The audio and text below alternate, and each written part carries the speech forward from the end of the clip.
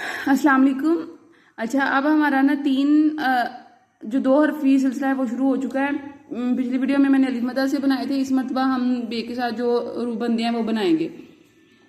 बे अलिफ बा, बे बाब, बे अलिफ बा ते बात, बे अलिफ बा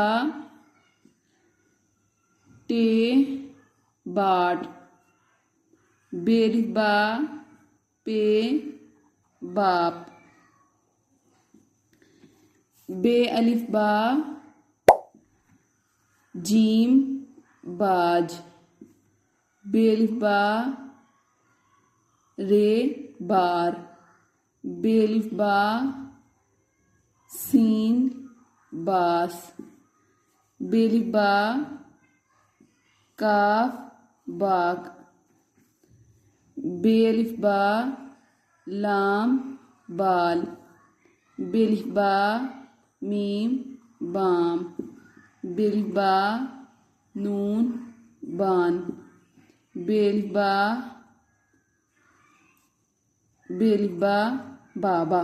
ठीक है, ये जो 4 हरफ बन गया।